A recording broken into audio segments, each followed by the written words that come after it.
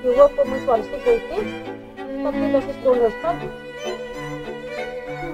Lahat work it talaga.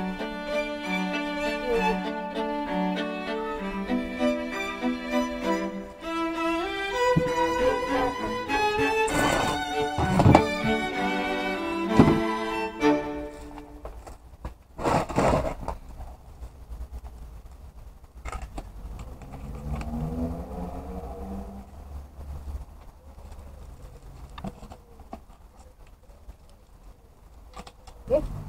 Ano naman, Abril na naman. Terpin.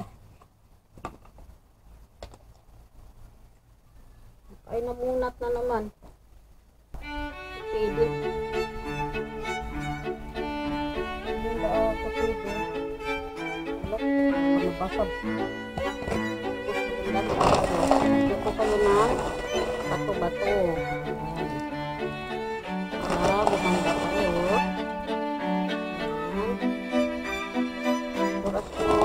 Aba, ulit. Tutok ako tuloy. Diba? Ganda na tignan mga langga.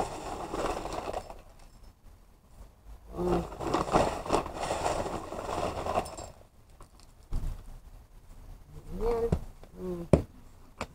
Tapos diligan.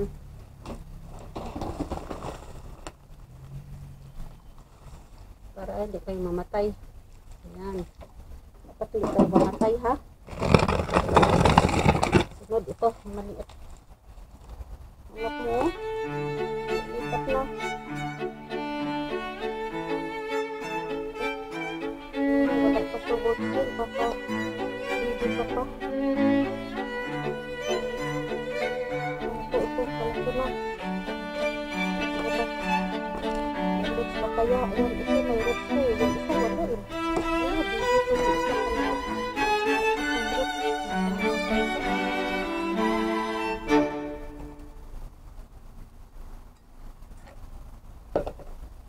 Matay ba?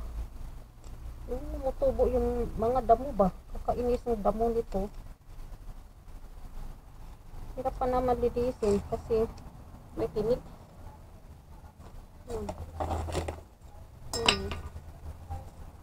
Tinik kayo eh. Ayan. Maganda itong ano niya, yung flower niya. Maganda ito. Sa gabi ito lumalabas yung flower niya. Pag lumaki na, tapos magka-flower ito, ang flower nila, makikita mo pag alas 6 na, nagbubukat. Nagbubulak-bulak siya pag alas 6. Nagbubulo siya, tapos na kayo. Kasi dapat yung mga halaman, pinakausap ko din. Kasi para dito ng tao. Pag nausap mo, pag ito pa rin nila yan, pag mabuhay kayo nga paglaki nyo, magbulaklak kayo para masaya si mama nyo. Tapos ano yan, paglaki nila yan, magbulaklak sila yan. Oo, napasaya ka niya. Basta alagaan mo lang sila ito. Alagaan mo lang ba?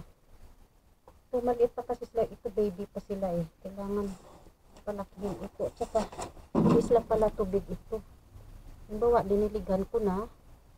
Pag diligan mo lang once a week. Ayan, hindi ko muna lagyan ng mga bato-bato kasi maliit pa sila.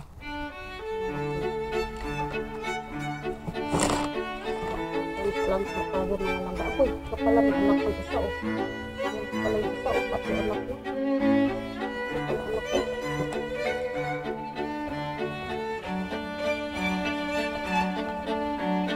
Ito anak ko. Ito yung ganda ng pag-style niya o, parang ano. Parang siyang tasa. Hindi mo mahawakan to eh. Kaya ginaganyan ko o. Yan. Tapos, hawakan ko yan dito. Yan, patayuin ng matuwid. Tapos lagyan ng ganito sa paligid na mag-balance ang kaniyang tayo. Yan.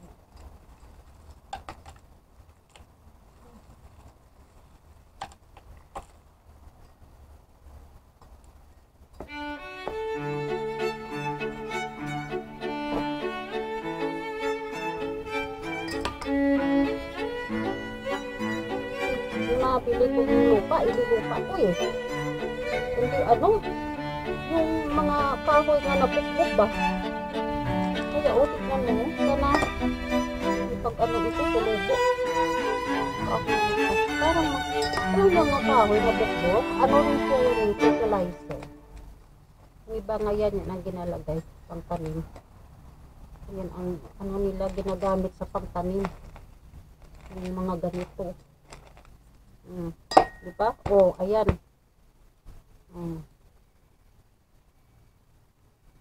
Ayan na.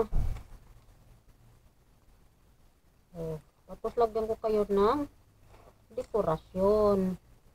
Oh, diba? Oh, lagyan na kita dekorasyon na. Pwede ito sa pino, pwede ka dito, oh, yan. Ano pa sa mga bato ito, hindi ko binili. Binigalo sa amin dito, yung, ano, yung paglagay ng solar sa ano, dito pala, o yung heater namin. Ilagyan ng main talaga. Ito namin, ilagyan ng pang-main talaga sa amin, ha. Ito, para ito kami sa bayan. Kasi pinagpukpok sila dyan. Ay, nagdala sila nito. 3 sako. Hindi nagamit nila. Iniwan dito.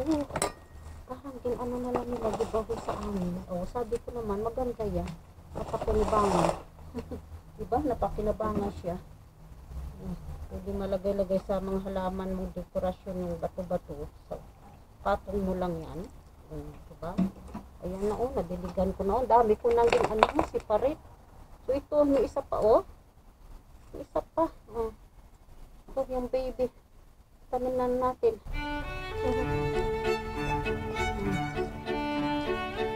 Putlagyan natin, oh. Pang-topi.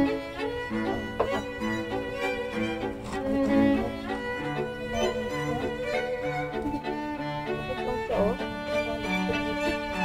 Malulungos ka dyan. Malulungos ka, oh.